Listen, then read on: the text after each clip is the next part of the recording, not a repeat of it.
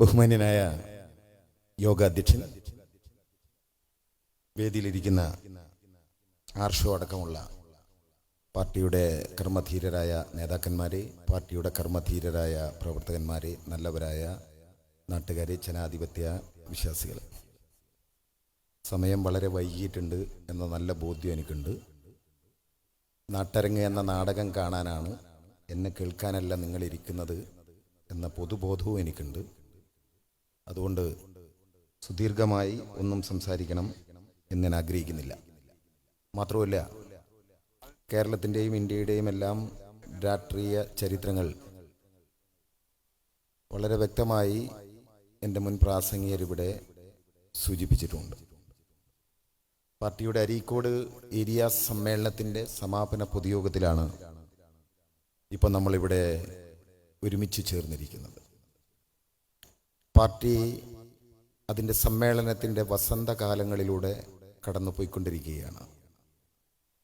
നിങ്ങൾ ഈ കേരളത്തിൻ്റെ ഏത് ഗ്രാമവീഥിയിലൂടെ കടന്നു പോവുകയാണെങ്കിലും, ഏത് നഗരവീഥിയിലൂടെ കടന്നു പോവുകയാണെങ്കിലും, ഇടവഴികളിലൂടെ, കായൽ പരപ്പിലൂടെ കടന്നു പോകുന്നിടത്ത് എവിടെയെങ്കിലുമൊക്കെ ചുവന്ന പതാകകൾ തുടർച്ചയായി നാട്ടിയത് കാണുന്നുണ്ടെങ്കിൽ നിങ്ങൾക്ക് ഉറപ്പിക്കാം, അവിടെ എവിടെയോ പാർട്ടിയുടെ ഒരു സമ്മേളനം നടക്കുന്നുണ്ട് എന്ന്.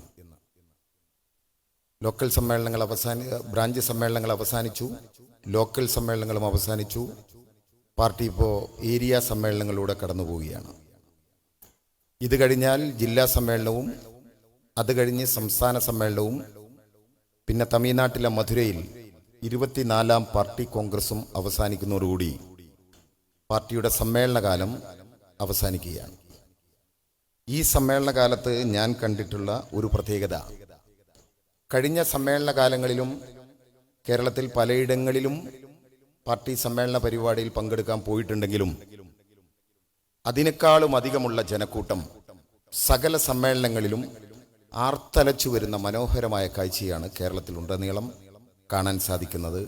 അതിന് PV അൻവറിനോട് ഒരു നന്ദി പറയാൻ ഈ അവസരം ഞാൻ ഉപയോഗപ്പെടുത്തുകയാണ്. ഇപ്പോൾ പലയിടത്തും കാണുന്ന കാഴ്ചകളിൽ ചിലത് ഇങ്ങനെ പറയാൻ പാടുണ്ടോയെന്ന് എനിക്ക് അറിഞ്ഞൂടാ. കുഴിയിലേക്ക് കാല് നീട്ടിയിരിക്കുന്ന സഖാക്കൾ പോലും വടി കുത്തിപ്പിടിച്ച്, കൊടി പൊക്കിപ്പിടിച്ച്, ആരടാ ഞങ്ങളുടെ പാർട്ടിയെ വെല്ലുവിളിക്കാനെന്ന ചോദ്യവുമായി കടന്നു വരുന്ന കാഴ്ച കൊണ്ടുകൊണ്ടിരിക്കുകയാണ്. ഇവിടെ ഇപ്പോൾ ഈ സമ്മേളനത്തിൽ പങ്കെടുത്തുകൊണ്ടിരിക്കുമ്പോൾ എൻ്റെ ഓർമ്മയിലേക്ക് വരുന്നത് ഞാൻ ആദ്യമായി പങ്കെടുത്ത ബ്രാഞ്ച് സമ്മേളനമാണ്. പതിറ്റാണ്ടുകളുടെ തഴക്കവും പഴക്കവും ഈ പാർട്ടിയിലുള്ളവരാണ് പലരും, എൻ്റെ മുമ്പിലിരിക്കുന്നവരും പിമ്പിലിരിക്കുന്നവരും എന്ന നല്ല ബോധ്യം എനിക്കുണ്ട്. എനിക്കാകട്ടെ ഈ പാർട്ടിയിൽ വളരെ കുറഞ്ഞ കാലത്തെ പാരമ്പര്യമുള്ളൂ, 14 വർഷത്തെ പാരമ്പര്യം. 2010 ഞാൻ ഈ പാർട്ടിയിലേക്ക് കടന്നു വന്നിട്ടുള്ളത്. ഞാൻ ഏത് പാർട്ടിയിൽ നിന്നാണ് വന്നിട്ടുള്ളത് എന്ന് എൻ്റെ വേഷം കണ്ടാൽ നിങ്ങൾക്കറിയാം. കോൺഗ്രസ് എന്ന രാഷ്ട്രീയ പ്രസ്ഥാനത്തിൽ നിന്നാണ് ഞാൻ കമ്മ്യൂണിസ്റ്റ് പാർട്ടിയിലേക്ക് വന്നത്. പക്ഷെ ഞാൻ ഈ പാർട്ടിയിലേക്ക് വന്നപ്പോൾ പാർട്ടി എന്നെ മെമ്പർ ആക്കിയില്ല. അവരെന്നെ അനുഭാവി സഖാക്കളിൽ കൂട്ടി കാൻഡിഡേറ്റ് മെമ്പറാക്കി. പാർട്ടി എന്നോട് പറഞ്ഞു, നിങ്ങൾ വരുന്നത് കോൺഗ്രസിൽ നിന്നാണ്, അതിൻ്റെ ചില ദുശ്ശീലങ്ങളൊക്കെ ഉണ്ടാവും, അത് ഈ പാർട്ടിയിൽ പറ്റില്ല. എനിക്കാണെങ്കിൽ ഈ പാർട്ടിയിൽ ചേർന്നേ പറ്റൂ. അതുകൊണ്ട് എൻ്റെ ദുശ്ശീലങ്ങളോടൊക്കെ വിടവാങ്ങി 2010 ഞാൻ ഈ പാർട്ടിയിൽ അംഗമായി. ആദ്യത്തെ ബ്രാഞ്ച് സമ്മേളനം എൻ്റെ നാട് കൊടിയത്തൂർ അങ്ങാടിയിൽ പാർട്ടി സഖാക്കളോടും അനുഭാവികളോടുമൊപ്പം അങ്ങാടിയിൽ പ്രകടനം നടത്തി, പതാക ഉയർത്തി, രക്തസാക്ഷി മണ്ഡപത്തിൽ പുഷ്പാർച്ചന നടത്തി, പാർട്ടി ഓഫീസിലേക്ക് കയറി. ബ്രാഞ്ച് സമ്മേളനമാണ്, പാർട്ടി ഓഫീസിൽ നടക്കാൻ മാത്രമുള്ള സമ്മേളനമാണ്. സമ്മേളന നടപടികൾ ആരംഭിച്ചു. സ്വാഗതം പറഞ്ഞു, അധ്യക്ഷനെ വിളിച്ചു. ആദ്യത്തെ ഇനം രക്തസാക്ഷി പ്രമേയമാണ്. കേരളത്തിൽ മാത്രമല്ല, ഇന്ത്യയിലും ലോകത്താകമാനം ഈ ചെങ്കൊടി പ്രസ്ഥാനത്തിന് വേണ്ടി പൊരുതി മരിച്ച ധീര രക്തസാക്ഷികളുടെ ജ്വലിക്കുന്ന ഓർമ്മകൾക്ക് മുമ്പിൽ വിപ്ലവാഭിവാദ്യങ്ങൾ നേർന്നുകൊണ്ട്, ആദരാഞ്ജലികൾ അർപ്പിച്ചുകൊണ്ട് രക്തസാക്ഷി പ്രമേയം അവസാനിച്ചു. അടുത്തത് അനുശോചന പ്രമേയമാണ്. അനുശോചന പ്രമേയം വായിക്കാൻ തുടങ്ങിയപ്പോൾ എനിക്കൊരു കൺഫ്യൂഷനായി. ഞാൻ ഇരിക്കുന്നത് CPM-ന്റെ പരിപാടിയിൽ തന്നെ അല്ലേ? അങ്ങനെ ഒരു സന്ദേഹം എൻ്റെ മനസ്സിൽ ഉണ്ടാവാനുണ്ടായ കാരണം, പോയ 3 വർഷക്കാലത്തെ സമ്മേളന കാലത്ത് മരിച്ചുപോയ പാർട്ടി സഖാക്കളുടെ പേര് മാത്രമല്ല അവിടെ വായിക്കുന്നത്. രാഷ്ട്രീയ എതിരാളികളുടെ, കോൺഗ്രസിൻ്റെ, കേരള കോൺഗ്രസിൻ്റെ, ലീഗിൻ്റെ, വർഗീയ പാർട്ടികളല്ലാത്ത എല്ലാ രാഷ്ട്രീയ എതിരാളികളുടെയും നേതാക്കന്മാരുടെ പേരുകൾ, പാണക്കാട് തങ്ങളുടെ പേരടക്കം, മരിച്ചുപോയ പാണക്കാട് തങ്ങളുടെ പേരടക്കം പറയുമ്പോൾ കേരളത്തിലെ 38,000 ബ്രാഞ്ചുകളിലെ 10,000-കണക്കിന് കമ്മ്യൂണിസ്റ്റ് പാർട്ടിയുടെ പ്രവർത്തകർ എഴുന്നേറ്റ് നിന്ന് ബഹുമാനിക്കുന്നു എന്ന് കണ്ടപ്പോൾ ഈ പാർട്ടിയുടെ സാംസ്കാരിക പാരമ്പര്യത്തെ ഞാൻ അവിടെ തിരിച്ചറിയുകയായിരുന്നു. അങ്ങനെ അനുശോചന പ്രമേയം അവസാനിച്ചു. അടുത്തത് ഉദ്ഘാടനത്തിന് ഏരിയ കമ്മിറ്റിയുടെ പ്രതിനിധി വന്നിട്ടുണ്ട്. അദ്ദേഹം പ്രസംഗം ആരംഭിച്ചത് പക്ഷേ അമേരിക്കനാണ്. എനിക്കതിൽ പ്രത്യേകിച്ച് അത്ഭുതം തോന്നിയില്ല. കാരണം ഞാൻ മുമ്പ് കമ്മ്യൂണിസ്റ്റ് പാർട്ടി ആയിരിക്കുമ്പോൾ ഈ സഖാക്കളുടെ പ്രസംഗത്തെ ഞങ്ങൾ പരിഹസിക്കാറുണ്ട്. വലിയ വലിയ നേതാക്കളൊക്കെ ഞങ്ങളുടെ നാട്ടിൽ വന്നാൽ അമേരിക്കയിൽ നിന്ന് തുടങ്ങും, യൂറോപ്പിലൂടെ വന്ന് മധ്യപൗരസ്ഥ ദേശത്തോടെ റഷ്യയിലൂടെ പോയി ചൈനയിലൂടെ വന്ന് ഡൽഹിയിലൂടെ കേരളത്തിലെത്തണം, സമയം കുറച്ചെടുക്കും. അപ്പം ഞങ്ങളന്ന് കളിയാക്കി പറയും, സഖാവ് കേരളത്തിലെത്തട്ടെ, അപ്പം നമുക്കൊരു ചായ കുടിച്ച് വരാം, എന്നിട്ട് പ്രസംഗം കേൾക്കാം. അതുകൊണ്ട് ബ്രാഞ്ച് സമ്മേളനത്തിൽ ഏരിയ സെക്രട്ടറി അമേരിക്കയിൽ നിന്ന് തുടങ്ങിയപ്പോൾ എനിക്ക് അത്ഭുതം തോന്നിയില്ല. പക്ഷേ എൻ്റെ മനസ്സിലൊരു ചോദ്യമുയർന്നു. എന്തിനായിരിക്കാം ഈ ബ്രാഞ്ച് സമ്മേളനത്തിൽ അന്തർദേശീയ രാഷ്ട്രീയ കാര്യങ്ങൾ വിശദീകരിക്കുന്നത്? ആ ചോദ്യത്തിന് എനിക്ക് ഉത്തരം കിട്ടാൻ ഇത്തിരി സമയമെടുത്തു. പ്രിയപ്പെട്ടവരെ, ആകാശത്ത് നിന്ന് ഏത് നേരത്തും പെയ്തിറങ്ങാവുന്ന മഴത്തുള്ളികളെ ഭയപ്പെട്ടുകൊണ്ടാണ് നമ്മൾ ഈ സമ്മേളന നഗരിയിലേക്ക് കടന്നു വന്നത്. അപ്പം ആകാശം തെളിഞ്ഞു, നമ്മൾ സമ്മേളനത്തിൽ ഇരിക്കുക. ഇത് കഴിഞ്ഞ് നമ്മൾ വീട്ടിലേക്ക് തിരിച്ചു പോകും. നമ്മുടെ കുട്ടികൾ അവിടെ കാത്തിരിക്കുന്നുണ്ട്, നമ്മുടെ അച്ഛനമ്മമാർ, ബാപ്പയും ഉമ്മയും ഒക്കെ വീട്ടിൽ കാത്തിരിക്കുന്നുണ്ട്. തിരിച്ചു പോകാൻ നമുക്കൊരു വീടുണ്ട്. പക്ഷെ പ്രിയപ്പെട്ടവരെ, നിങ്ങൾ അറിയണം, ഈ നീലാകാശത്തിന് ചുവട്ടിൽ ഏതു നിമിഷവും ഇരച്ചു വരുന്ന ബോംബർ വിമാനങ്ങളിൽ നിന്ന് വർഷിക്കുന്ന ബോംബുകളിൽ തൻ്റെ വിരലിൽ തൂങ്ങിക്കിടക്കുന്ന കുട്ടി മരിച്ചു വീഴുന്നത് കാണേണ്ടി വരുന്ന, തിരിച്ചു പോകേണ്ട വീട്ടിൽ അച്ഛനും അമ്മയും ഉണ്ടെന്ന് ഉറപ്പില്ലാത്ത, ആ വീട് പോലും ഇല്ലാത്ത ഒരു ജനത ലോകത്തുണ്ട്. ആ ജനതയുടെ പേര് ഫലസ്തീനികൾ എന്ന. ആ ഫലസ്തീനികൾക്ക് അനുകൂലമായി കേരളത്തിന്റെ തെരുവോരങ്ങളിൽ CPIM എന്ന പാർട്ടി ഐക്യദാർഢ്യം സംഘടിപ്പിക്കുമ്പോൾ, പ്രകടനങ്ങളും പൊതുയോഗങ്ങളും നടത്തുമ്പോൾ, നേരത്തെ ജയരാജേട്ടൻ ഇവിടെ സൂചിപ്പിച്ചതുപോലെ നമ്മുടെ നേരെ വിരൽ ചൂണ്ടി പരിഹസിക്കുന്ന ചിലരുണ്ട്. അത് ന്യൂനപക്ഷ പ്രീണനമാണ്. കമ്മ്യൂണിസ്റ്റുകാർക്ക് മുസ്ലിങ്ങളുടെ വോട്ട് കിട്ടുന്നതിന് വേണ്ടിയുള്ള ഒരടവാണ്. അവരോട് ഞങ്ങൾക്ക് പറയാനുള്ളത്, ഞങ്ങളുടെ പാർട്ടിയുടെ പേര് CPIM എന്നാണ്, communist party of India Marxist. ഞങ്ങളുടെ മുന്നണിയിൽ മറ്റൊരു കമ്മ്യൂണിസ്റ്റ് പാർട്ടിയുണ്ട്. ആ കമ്മ്യൂണിസ്റ്റ് പാർട്ടിയുടെ പേര് CPI എന്നാണ്. അതിന്റെ പൂർണ്ണരൂപം കമ്മ്യൂണിസ്റ്റ് പാർട്ടി ഓഫ് ഇന്ത്യ എന്നാണ്. ലോകത്ത് മറ്റൊരു CPI ഉണ്ട്. അതിന്റെ പൂർണ്ണരൂപം കമ്മ്യൂണിസ്റ്റ് പാർട്ടി ഓഫ് ഇസ്രായേൽ എന്നാണ്. ഇസ്രായേലിലെ കമ്മ്യൂണിസ്റ്റ് പാർട്ടിയിൽ 98% ജൂതന്മാരാണ്. ആ കമ്മ്യൂണിസ്റ്റ് പാർട്ടിക്കും ഫലസ്തീന്റെ കാര്യത്തിൽ ഒറ്റ നയമാണ്, അത് ഫലസ്തീൻ അനുകൂലമാണ്. ജയരാജേട്ടൻ ഇവിടെ പറഞ്ഞല്ലോ, 78% ക്രിസ്ത്യാനികൾ ജീവിക്കുന്ന ദക്ഷിണാഫ്രിക്കയിലെ കമ്മ്യൂണിസ്റ്റ് പാർട്ടിയുണ്ട്, അമേരിക്കയിലുണ്ട്, യൂറോപ്പിലുണ്ട്. ലോകത്തുള്ള സകല കമ്മ്യൂണിസ്റ്റ് പാർട്ടിക്കും ഫലസ്തീൻ അനുകൂലമായ നയമാണ്. അതുകൊണ്ട് കേരളത്തിൽ CPIM ഫലസ്തീൻ അനുകൂലമായി ഐക്യദാർഢ്യ പ്രകടനം നടത്തുമ്പോ, സമ്മേളനം നടത്തുമ്പോ എന്തിനു വേണ്ടിയാണ് പാർട്ടി അങ്ങനെ ചെയ്യുന്നത് എന്ന ഒരു സംശയം ഈ പാർട്ടിയിൽ ഒരു ബ്രാഞ്ച് മെമ്പർ പോലും ഉണ്ടാവില്ല.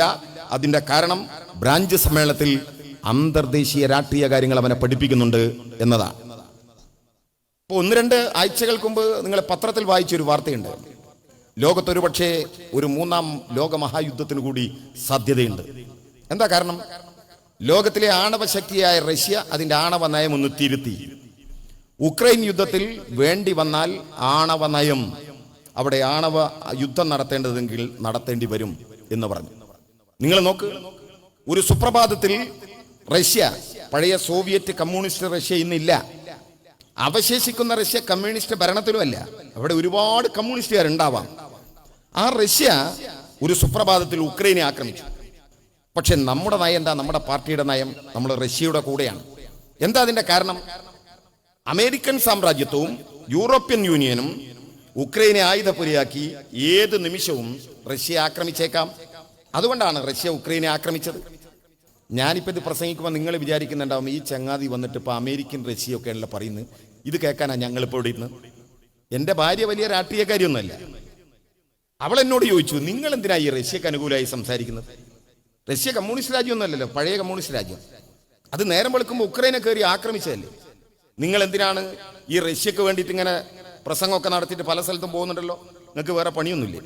അപ്പം ഞാൻ അവളോട് പറഞ്ഞു, അമേരിക്കൻ സാമ്രാജ്യത്വവും യൂറോപ്യൻ യൂണിയനും. അവിടെ എത്തിയപ്പോൾ അവൾ പറഞ്ഞു, ഇനി മേലിൽ ആ വർത്താനം പറഞ്ഞിട്ടുണ്ടെങ്കിൽ രാവിലത്തെ ചായ കിട്ടൂല, നിങ്ങൾ അനങ്ങിയാൽ പറയും അമേരിക്കൻ സാമ്രാജ്യത്വവും യൂറോപ്യൻ യൂണിയൻ. അന്ന് രാത്രി കിടന്നുറങ്ങാൻ നേരത്ത് ഞാനൊരു വെട്ടുകത്തി എടുത്തിട്ട് തലയിനയുടെ ചുവട്ടിൽ വെച്ചു. ഞാൻ ഉറങ്ങാൻ വേണ്ടി ലൈറ്റ് കൊടുത്തു, ഭാര്യ ലൈറ്റ് ഇട്ടു. ഞാൻ ലൈറ്റ് കൊടുത്തു, ഭാര്യ ലൈറ്റ് ഇട്ടു. അപ്പം ഞാൻ ചോദിച്ചു, അല്ല ഉറങ്ങണ്ടേ? അപ്പം അവൾ പറഞ്ഞു, ഉറക്കം വരുന്നില്ല. ഞാൻ ചോദിച്ചു, എന്ത് പറ്റി? ആ തലയിനയുടെ ചുവട്ടിലെ വെട്ടുകത്തിയാണ് പ്രശ്നം. ഞാൻ പറഞ്ഞു, അതാണ് ഉക്രൈൻ, റഷ്യക്ക് ഉറക്കം വരില്ല. ഇപ്പം മനസ്സിലായോ റഷ്യ എന്തിനാണ് ഉക്രൈനെ ആക്രമിച്ചത്? അന്തരട്ട കാര്യങ്ങൾ നമ്മുടെ വീടിനകത്ത് ചർച്ച ചെയ്യപ്പെടണം. ബംഗ്ലാദേശിന്റെ കാര്യം ഇപ്പൊ ഇവിടെ ജയരാജേട്ടൻ പറഞ്ഞുകൊണ്ട് ഞാൻ അതിലേക്ക് കിടക്കുന്നില്ല. പക്ഷെ ഒരു കാര്യം മാത്രം ഞാൻ സൂചിപ്പിക്കുകയാണ്. ഇവിടെ മാത്രമല്ലല്ലോ, അങ്ങാടിയിലും ഇതിന്റെ മൈക്ക് ഉണ്ട്, സെറ്റ് ഉണ്ട്. ഞാൻ പോരുമ്പം കേട്ടു. അവിടെ മൗദൂദികൾ ഉണ്ടോ ഈ നാട്ടിൽ നിന്ന് എനിക്ക് അറിഞ്ഞൂടാ. ഉണ്ടെങ്കിൽ അവരൊന്ന് കേൾക്കാൻ വേണ്ടിയിട്ടാണ്. ജമാഅത്തേർ ചോദിക്കുന്ന ഒരു ചോദ്യമുണ്ട്, ഞങ്ങൾ ഭീകരവാദികളാണ്, തീവ്രവാദികളാണെന്നൊക്കെ കമ്മ്യൂണിസ്റ്റുകാർ പ്രസംഗിക്കുന്നുണ്ടല്ലോ, ഞങ്ങൾ ആരെയും കൊന്നിട്ടുണ്ടോ എന്ന്. ഈ കേരളത്തിലെ മുസ്ലിങ്ങളിൽ 5% പോലും ജമാഅത്ത് ഇസ്ലാം ഇല്ല. അതുകൊണ്ടാ. എന്നാ ബംഗ്ലാദേശിൽ നോക്ക്, ഇന്ത്യയുടെ രാഷ്ട്രപിതാവിനെ കൊന്നത് RSS പറയുന്നത് ഇന്ത്യയെ ഒരു ഹിന്ദു രാജ്യമാക്കുന്ന. ജമാഅത്ത് ഇസ്ലാമി പറയുന്നത് ഹുക്കൂമത്തയിലായി ഇന്ത്യയെ ഞങ്ങൾ മതരാജ്യമാക്കുന്ന. ഓലോട് അതിന് കൂട്ടിയാൽ കൂടില്ല നമുക്കറിയാം. പക്ഷെ അവർക്ക് കൂട്ടിയാൽ കൂടുന്നൊരു നാടുണ്ട്, ബംഗ്ലാദേശ്. മതത്തിന്റെ പേരിൽ ഇന്ത്യയിൽ നിന്ന് വിഭജിച്ചു പോയി രാജ്യമുണ്ടാക്കിയവർ പാകിസ്ഥാനികൾ. മതത്തിന്റെ പേരിൽ ഒരു രാജ്യം നിലനിൽക്കുമെങ്കിൽ പാകിസ്ഥാൻ എങ്ങനെ രണ്ടായി? മുജീബ് റഹ്മാന്റെ അവാമി ലീഗ് ബംഗ്ലാദേശിൽ ജയിച്ചു തെരഞ്ഞെടുപ്പിൽ. പടിഞ്ഞാറൻ പാകിസ്ഥാൻകാർ അനുവദിച്ചില്ല. അവർ പറഞ്ഞു ജനാധിപത്യം അംഗീകരിക്കാൻ പറ്റില്ല, അതുകൊണ്ട് മുജീബ് റഹ്മാന്റെ വിജയത്തെ അംഗീകരിക്കാൻ പറ്റില്ല. അടിച്ചമർത്താൻ പടിഞ്ഞാറൻ പാകിസ്ഥാനിൽ നിന്ന് പട്ടാളക്കാർ വന്നു. പടിഞ്ഞാറൻ പാകിസ്ഥാനിൽ വന്ന പട്ടാളക്കാർക്ക് കിഴക്കൻ പാകിസ്ഥാനിലെ അവാമി ലീഗുകാരനെ മനസ്സിലാവുമോ? നിങ്ങളുടെ ഈ അങ്ങാടിയിലെ കോൺഗ്രസ് ഏതാ ലീഗ് ഏതാന്ന് എനിക്ക് മനസ്സിലാവുമോ? ഇവിടുത്തെ ഒരു സഖാവ് വന്നിട്ട് ചൂണ്ടിക്കാണിച്ചു ഇത് ലീഗ് ഇത് കോൺഗ്രസ് എന്ന് പറഞ്ഞാൽ എനിക്ക് മനസ്സിലാവും. എന്നതുപോലെ ബംഗ്ലാദേശിലെ ജമാഅത്ത് ഇസ്ലാമിയുടെ പ്രവർത്തകരുടെ പണി എന്താണ്? അവിടെ ജനാധിപത്യ രീതിയിൽ തെരഞ്ഞെടുക്കപ്പെട്ട മുജീബ് റഹ്മാനെ അട്ടിമറിക്കാൻ വന്ന പടിഞ്ഞാറൻ പാകിസ്ഥാന്റെ പട്ടാളക്കാർക്ക് അവാമി ലീഗിന്റെ പ്രവർത്തകരെ ചൂണ്ടിക്കാണിച്ചു കൊടുത്തു. അവരെ പാകിസ്ഥാൻ പട്ടാളക്കാർ വെടിവെച്ചു വന്നു. അവന്റെ വീട്ടിലേക്ക് പോയി അവന്റെ കുടുംബത്തെ കൂട്ടമാനഭംഗം ചെയ്തു. മുസ്ലിങ്ങളെ മാനഭംഗം ചെയ്തു. എങ്ങനെയുണ്ട് മതത്തിന്റെ രാജ്യം? മുസ്ലിമിനെ വെടിവെച്ചു വന്നു. പാകിസ്ഥാന്റെ രാഷ്ട്രപിതാവ് മുജീബ് റഹ്മാനെ വെടിവെച്ചു വന്നത് ജമാഅത്തിന്റെ തത്വസംഹിതക്കാർ. ആ നാടിന്റെ രാഷ്ട്രപിതാവിനെ കൊന്നവർ ജമാഅത്ത്. ഇന്ത്യയുടെ രാഷ്ട്രപിതാവിനെ കൊന്നവർ RSS. രണ്ടും വർഗീയവാദികൾ, രണ്ടും മതരാഷ്ട്രവാദികൾ. നാഥുറാം വിനായക് ഗോഡ്സെ ഇന്ത്യയിൽ തൂക്കിക്കൊന്നു. പാകിസ്ഥാനിൽ ഒരുപാട് ജമാഅത്ത് ഇസ്ലാമിയുടെ അമീർമാരെ എന്തിനു തൂക്കിക്കൊന്നു? നിങ്ങൾ ഈ നാട്ടിലെ ജനങ്ങളോട് മറുപടി പറ. ഇപ്പൊ ജമാഅത്ത് ഇസ്ലാമി മനസ്സിലാക്കാൻ വേണ്ടി നിങ്ങൾ പാവങ്ങളാണ് എന്ന് പറഞ്ഞു നടക്കുന്നവർ എന്താണ് യഥാർത്ഥ മുഖം, അവർക്ക് ശക്തിയുള്ളവിടുത്ത് അവരെന്ത് ചെയ്യുന്നു എന്ന് സൂചിപ്പിക്കാൻ വേണ്ടി മാത്രമാണ് ഞാനിത് പറഞ്ഞത്. ഞാൻ ചുരുക്കുക. അങ്ങനെ ഈ ഏരിയ കമ്മിറ്റി അംഗം അന്തർദേശീയ കാര്യങ്ങളും മറ്റുമൊക്കെ പറഞ്ഞു ഒരുപാടുണ്ട്. ഞാൻ അതിലേക്കൊന്നും കിടക്കുന്നില്ല. അത് കഴിഞ്ഞ് ഇന്ത്യൻ രാഷ്ട്രീയം പറഞ്ഞു, കേരള രാഷ്ട്രീയം പറഞ്ഞു, ജില്ലയിലെ രാഷ്ട്രീയം പറഞ്ഞു, ഏരിയയിലെ രാഷ്ട്രീയം പറഞ്ഞു, ലോക്കലിലെ രാഷ്ട്രീയമൊക്കെ പറഞ്ഞ് ഉദ്ഘാടനം ചെയ്ത് ഏരിയ സെക്രട്ടറി പ്രസംഗം അവസാനിപ്പിച്ചു. ഉദ്ഘാടനം ചെയ്തു. അടുത്തത് ബ്രാഞ്ച് സെക്രട്ടറിയുടെ റിപ്പോർട്ട് അവതരണം. പോയ 3 കാലത്തെ പ്രവർത്തനത്തെക്കുറിച്ച് അയാൾ റിപ്പോർട്ടിൽ പറഞ്ഞു. അതിന്റെ പോരായ്മകൾ പറഞ്ഞു. അതിൽ പങ്കെടുക്കാത്ത സഖാക്കളെ കുറിച്ച് പറഞ്ഞു. ആചരണനില പറഞ്ഞു. അങ്ങനെ ആ ബ്രാഞ്ചിലെ കാര്യങ്ങളൊക്കെ പറഞ്ഞു. അതും അവസാനിച്ചു. അടുത്ത വിഷയം, അടുത്തത് അജണ്ടയിൽ ചർച്ചയാണ്. ഈ കാര്യങ്ങളെക്കുറിച്ച്, ഇവിടെ നടന്ന പ്രസംഗത്തെക്കുറിച്ച്, റിപ്പോർട്ടിനെ കുറിച്ചുള്ള ചർച്ചയാണ്. ചർച്ച ആരംഭിച്ചപ്പോൾ എൻ്റെ മനസ്സിൽ ഇങ്ങനെ ഭയം ഉരുണ്ടുകൂടാൻ തുടങ്ങി. എന്താ കാരണം എന്നറിയാം? അതുവരെ പൂച്ചകളെ പോലെ പതുങ്ങിയിരുന്ന പാർട്ടി മെമ്പർമാര് ഈറ്റപ്പുലികളെ പോലെ ചാടിയണീക്കാൻ തുടങ്ങി. എന്നിട്ട് ഏരിയ സെക്രട്ടറിയുടെ നേരെ വിരൽ ചൂണ്ടിക്കൊണ്ട്, സ്റ്റേജിലിരിക്കുന്ന ലോക്കൽ കമ്മിറ്റി അംഗങ്ങളുടെ നേരെ വിരൽ ചൂണ്ടിക്കൊണ്ട്, ബ്രാഞ്ച് സെക്രട്ടറിയുടെ നേരെ വിരൽ ചൂണ്ടിക്കൊണ്ട് ചീറ്റപ്പുലികളെ പോലെ വിമർശനം നടത്തുക. ഞാനപ്പം അങ്ങനെ ആലോചിച്ചു, ഞാൻ നേരത്തെ പ്രവർത്തിച്ചിരുന്ന പാർട്ടിയിലാണ് ഈ സംഭവമെങ്കിൽ ആംബുലൻസ് എപ്പോൾ വന്നു, പോലീസ് എപ്പോൾ വന്നു ചോദിച്ചാൽ മതി. ഇവിടെ ഒരു കുഴപ്പമില്ല. കാരണം എന്താ, പറയുന്നവന് നല്ല ബോധ്യമുണ്ട്. എതിരാളിയുടെ നേരെ വിരൽ ചൂണ്ടി വിമർശിക്കുമ്പോൾ 3 വിരലുകൾ തൻ്റെ നേരെയാണ്. കഴിഞ്ഞ 3 വർഷക്കാലത്തെ തൻ്റെ പാർട്ടി പ്രവർത്തനത്തിലുള്ള മോശമായ കാര്യം, ഇടപെടലുകൾ ഇല്ലാത്തത്. അങ്ങനെ ആ പാർട്ടി വിമർശനം ഉണ്ടാവും, സ്വയം വിമർശനം ഉണ്ടാവും. അപ്പൊ ബ്രാഞ്ച് സമ്മേളനത്തിൽ ഇങ്ങനെ വിമർശനം കണ്ടപ്പോൾ ഞാൻ ആലോചിച്ചു, ബ്രാഞ്ച് സമ്മേളനത്തിൽ ഇങ്ങനെയാണെങ്കിൽ ലോക്കൽ സമ്മേളനത്തിൽ എങ്ങനെ ഉണ്ടാവും? ലോക്കൽ സമ്മേളനം കഴിഞ്ഞാൽ ഏരിയ സമ്മേളനത്തിൽ എങ്ങനെ ഉണ്ടാവും? അങ്ങനെ പോകുമ്പോൾ ജില്ലാ സമ്മേളനത്തിൽ എന്തായിരിക്കും സ്ഥിതി? അങ്ങനെ പോകുമ്പോൾ സംസ്ഥാന സമ്മേളനത്തിൽ എന്തായിരിക്കും സ്ഥിതി? ഞാൻ ബ്രാഞ്ചിലേക്ക് വരുമ്പോൾ ഈ പാർട്ടിയുടെ സംസ്ഥാന സെക്രട്ടറിയുടെ പേര് സഖാവ് പിണറായി വിജയൻ. അന്ന് ഞാൻ മനസ്സിലാക്കി, പിണറായി വിജയന്റെ മുഖത്ത് നോക്കിയും പറയാനുള്ളത് പറയുന്നവരുടെ പാർട്ടിയാണ് CPIM എന്ന തിരിച്ചറിവ് എനിക്കുണ്ടായി. ഇപ്പൊ ഈ പാർട്ടിയുടെ സംസ്ഥാന സെക്രട്ടറിയുടെ പേര് ഗോവിന്ദമാഷ് എന്നാണ്. ഗോവിന്ദമാഷിയുടെ നേരെ കേരളത്തിന്റെ മുഖ്യമന്ത്രി സഖാവ് പിണറായി വിജയന്റെ നേരെ പറയാനുള്ളത് ഇപ്പോഴും പറയുന്നവരാണ് ഈ പാർട്ടിയുടെ സഖാക്കൾ. അത് പറഞ്ഞുകൊണ്ടേയിരിക്കും. അല്ലാതെ മുമ്പിലെ തമ്പ്രാൻ പറയും പോലെ അങ്ങനെ തന്നെ സിന്ധിരിവ എന്ന് പറയുന്നവരുടെ പാർട്ടിയല്ല CPM. ഏരിയ സമ്മേളനത്തിലേക്ക് കടന്നിട്ടുള്ളൂ. ഇനി ജില്ലാ സമ്മേളനത്തിലേക്ക് കടന്നാൽ നിങ്ങൾ നോക്കിക്കോ, മലപ്പുറം ജില്ലാ കമ്മിറ്റിയിൽ നിന്ന് സംസ്ഥാന സെക്രട്ടറി ഗോവിന്ദമാഷിക്കെതിരെ ആഞ്ഞടിച്ചു. കണ്ണൂർ ജില്ലയിൽ മുഖ്യമന്ത്രിയുടെ ഭരണത്തിന് നെറികേടിനെതിരെ മുഖ്യമന്ത്രി പിണറായി വിജയനെതിരെ ആഞ്ഞടിച്ചു. എല്ലാ ജില്ലയിലും ആഞ്ഞടിക്കും, നിങ്ങൾ ബേജാറാണ്ട. ഇത് ഈ പാർട്ടിന്റെ സമ്മേളനത്തിൽ നടക്കുന്ന അതൊരു മഹാസംഭവമാക്കിയിട്ട് പറയാൻ ഈ നാട്ടിലെ മാപ്രകളെ നിങ്ങൾ മെനക്കെടണ്ട. അത് ഈ പാർട്ടിയുടെ സംവിധാനമാണ്. ഞങ്ങൾ വിമർശിക്കും, ഞങ്ങൾ പറയാനുള്ളത് പറയും, തിരുത്താനുള്ളത് തിരുത്തും. അതായി പാർട്ടി. അങ്ങനെയാ സമ്മേളനം. അങ്ങനെ അതെല്ലാം കഴിഞ്ഞാൽ ഈ ചർച്ചയ്ക്കുള്ള മറുപടിയും പറഞ്ഞു കഴിഞ്ഞാൽ അടുത്ത ഇനെന്താണ്? ബ്രാഞ്ച് സെക്രട്ടറിയെ തെരഞ്ഞെടുക്കൽ. അടിവരയിട്ട് കേട്ടോ, നിർദ്ദേശിക്കലല്ല, തെരഞ്ഞെടുക്കൽ. ഒരാള് ബ്രാഞ്ച് സെക്രട്ടറിയുടെ പേര് പറഞ്ഞു, വേറൊരാൾ നിർദ്ദേശിച്ചു. അപ്പൊ ഞാൻ ഈ കോൺഗ്രസ് നിന്ന് വന്നതാണല്ലോ, അപ്പൊ അതിന്റെ ഒരു അസ്കിത എന്റെ ഇതിൽ ഉള്ളിലുണ്ട്. അപ്പൊ എനിക്ക് ബ്രാഞ്ച് സെക്രട്ടറി ആവണമെങ്കിൽ എന്ത് ചെയ്യണം? ഞാനിങ്ങനെ അന്വേഷിച്ച് പഠിച്ചു നോക്കുമ്പോൾ എനിക്ക് വേണമെങ്കിൽ എൻ്റെ പേര് പറയാം, പക്ഷേ വേറൊരാൾ പിന്താങ്ങണം. ഇപ്പൊ ഈ അടുത്ത കാലത്ത് ഞാൻ പങ്കെടുത്ത ഒരു ബ്രാഞ്ച് സമ്മേളനത്തിൽ 4 ആളുടെ പേര് 4 ആൾ പറഞ്ഞു, 4 ആൾ പിന്താങ്ങി. കുഴങ്ങിയില്ലേ? ഒരു സെക്രട്ടറിനെ പറ്റുള്ളൂ. കടലാസൊക്കെ എടുത്ത് കീറി മുറിക്കാൻ തുടങ്ങി. കാരണം തെരഞ്ഞെടുപ്പ് നിർബന്ധം 4 ആൾ. പക്ഷെ അവിടെ ഒരു ഓപ്ഷൻ ഉണ്ട്. ഈ മത്സരിക്കുന്ന 4 പേരോടും മേൽ കമ്മിറ്റി സഖാക്കൾ ചോദിക്കുന്ന ഒരു ചോദ്യമുണ്ട്, നിങ്ങൾ സ്വയം പിന്മാറുന്നുണ്ടോ? 4 ആളും പിന്മാറി. കുടുങ്ങിയില്ലേ? സെക്രട്ടറി വേണ്ടേ? 4 ആളും പിന്മാറി. അപ്പൊ എന്താ അടുത്ത നടപടി? അവിടെ വന്നിട്ടില്ല ഏരിയ പ്രതിനിധിയും ലോക്കൽ പ്രതിനിധിയും ലോക്കൽ കമ്മിറ്റി അംഗങ്ങളും നിലവിലുള്ള ബ്രാഞ്ച് സെക്രട്ടറിയും കൂടിയിരുന്ന് ആലോചിച്ചിട്ട് ഇതിൽ നിന്നൊരാളെ ബ്രാഞ്ച് സെക്രട്ടറിയായി തീരുമാനിക്കും. തീരുമാനിച്ചാൽ പോരാ, ആ കമ്മിറ്റിയുടെ അംഗീകാരം വേണം. ആ കമ്മിറ്റിയുടെ അംഗീകാരം കഴിഞ്ഞാൽ ബ്രാഞ്ച് സെക്രട്ടറിയായി. ഇതാണ് സംവിധാനം എല്ലാത്തിലും. ആ ബ്രാഞ്ച് സെക്രട്ടറിയെ തെരഞ്ഞെടുത്തു കഴിഞ്ഞാൽ അയാൾ അടുത്ത 3 വർഷത്തേക്കുള്ള പ്രവർത്തന പദ്ധതിയുടെ ഒരു രൂപരേഖ കൊടുക്കും. ദേശാഭിമാനി വർദ്ധിപ്പിക്കേണ്ടത് ആവശ്യത്തെക്കുറിച്ച് പറയും. അത് കഴിഞ്ഞാൽ അടിമകളല്ലേ നീ നാം അടിമകളെ അന്തർദേശീയ ഗാനം പാടി തൊണ്ട പൊട്ടുമാറുച്ചത്തിൽ ഇൻകുലാബ് വിളിച്ചു രക്തസാക്ഷികൾക്ക് അഭിവാദ്യം അർപ്പിച്ച് ആ സമ്മേളനം അവസാനിക്കും. അങ്ങനെയാണ് ബ്രാഞ്ച് സമ്മേളനം, അങ്ങനെയാണ് ലോക്കൽ സമ്മേളനം, അങ്ങനെയാണ് ഏരിയ സമ്മേളനം, അങ്ങനെയാണ് ജില്ലാ സമ്മേളനം, അങ്ങനെയാണ് സംസ്ഥാന സമ്മേളനം, അങ്ങനെയാണ് മധുരയിൽ വെച്ച് 23ാം പാർട്ടി കോൺഗ്രസും സമാപിക്കുന്നതോടുകൂടി ഈ പാർട്ടിയുടെ സമ്മേളനത്തിന്റെ വസന്തകാലം അവസാനിക്കും. 3 വർഷം ഇതിനനുസരിച്ച് പ്രവർത്തിക്കും, ഇല്ലേ? പക്ഷെ ഞാൻ ഈ ബ്രാഞ്ച് യോഗങ്ങളിലും ബ്രാഞ്ച് സമ്മേളനങ്ങളിലും പങ്കെടുത്തപ്പോൾ കണ്ട ഒരു വ്യത്യാസം, ബ്രാഞ്ച് യോഗങ്ങളിൽ മിനിറ്റ്സ് എഴുതും. ബ്രാഞ്ച് യോഗത്തിൽ സംസാരിച്ച കാര്യങ്ങളൊക്കെ മിനിറ്റ്സിൽ എഴുതുമല്ലോ. എന്നാൽ ബ്രാഞ്ച് സമ്മേളനത്തിലുള്ള ഒരു വ്യത്യാസം എന്താണ്? ആ മിനിറ്റ്സിന്റെ അടിയിൽ ഒരു കാർബൺ കോപ്പി വെക്കും, അതിന്റെ അടിയിൽ വെള്ള പേപ്പർ വെക്കും. എന്തിനാണ്? അത് മേലോട്ട് അയക്കാൻ. ഇവിടെ എന്തൊക്കെ ചർച്ച ചെയ്തിട്ടുണ്ട്, എന്തൊക്കെ സഖാക്കൾ സംസാരിച്ചിട്ടുണ്ടോ, തുമ്മിയതും കുറച്ചതും ഒന്നും ഉണ്ടാവില്ല, ബാക്കിയൊക്കെ അതിലുണ്ടാവും ആ കടലാസിൽ. അത് മേലോട്ട് പോകും. അപ്പൊ ചിലർക്ക് സംശയം, ഇതൊക്കെ മേലോട്ട് പോവും. എന്തേ നിങ്ങൾക്ക് സംശയം? ഇപ്പൊ നമ്മുടെ പാർട്ടി ഒരു തെരഞ്ഞെടുപ്പിൽ പരാജയപ്പെട്ടു. വാർഷവും പിന്നെ ജയരാജൻ സഖാവൊക്കെ വിശദീകരിച്ചുകൊണ്ട് ഞാൻ അതിന്റെ വിശദീകരണത്തിലേക്ക് ഒന്നും കടക്കുന്നില്ല. ആ തെരഞ്ഞെടുപ്പില് നമ്മൾ പരാജയപ്പെട്ടു. ഇവിടെ രാഷ്ട്രീയ എതിരാളികൾ എന്താ പ്രചരിപ്പിച്ചത്? ആർഷോ പറഞ്ഞല്ലോ. ആർഷോ പറഞ്ഞതിനെ ഞാനൊന്ന് തിരുത്തുകയാണ്. ആർഷോ പറഞ്ഞു ഇടതുപക്ഷം അവസാനിച്ചു.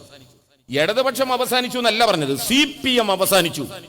ഇനി CPM ഉണർന്നെണീക്കുന്ന പരിപാടിയില്ല, ഇന്ത്യയിൽ അവസാനിച്ചു. ഈ വിമർശനം ഉന്നയിക്കുന്നവർക്കറിയോ അടിയന്തരാവസ്ഥ കഴിഞ്ഞപ്പോൾ നമുക്ക് എത്ര സീറ്റായിരുന്നു സഖാവേ? വട്ടപൂജ്യം, അല്ലേ? ഇന്ത്യയിലാകെ കോൺഗ്രസ് വിരുദ്ധ വികാരം ഉണ്ടായി. പക്ഷേ ഈ കേരളത്തിൽ കോൺഗ്രസ് ജയിച്ചു. CPM-ന് വട്ടപൂജ്യം. 1 seat, 2 seat, 3 seat, 4 seat, 5 seat, 6 seat വരെയൊക്കെ അല്ലേ നമുക്ക് സാധാരണ കിട്ടുക. എന്റെ ഓർമ്മ ശരിയാണെങ്കിൽ 2004 തെരഞ്ഞെടുപ്പിൽ മാത്രമാണ് കേരളത്തിൽ 18 സീറ്റ് കിട്ടിയത്, ഇല്ലേ? അന്ന് ഈ മണ്ഡലം, ഈ സ്ഥലം മഞ്ചേരി പാർലമെന്റാണ്. മഞ്ചേരി പാർലമെന്റിലാണ് അംസാക്ക മത്സരിച്ച് ജയിച്ച തെരഞ്ഞെടുപ്പ്. അംസാക്ക മത്സരിച്ചപ്പോൾ എല്ലാവരും ചോദിച്ചു അംസാക്കിനോട്, അംസാക്കെ മഞ്ചേരി ഞങ്ങൾ മത്സരിക്കുന്നത് മുസ്ലിം ലീഗിന്റെ ഉരുക്കുകോട്ടയിൽ വല്ല കാര്യമുണ്ടോ? ഹംസാക്ക പറഞ്ഞ മറുപടി എന്താ അറിയോ? കുട്ടികളെ, കരിമ്പാറയിലാ കിണർ കുത്തുന്നത്, വെള്ളം കണ്ടാ പറ്റൂല. മഞ്ചേരിയിലെ മുസ്ലിം ലീഗിന്റെ കരിമ്പാറയിൽ കിണർ കുത്തി വെള്ളം കണ്ട് സഖാബ് TK ഹംസ ഇന്ത്യൻ പാർലമെന്റിലേക്ക് കടന്നുപോയി. 18 MP.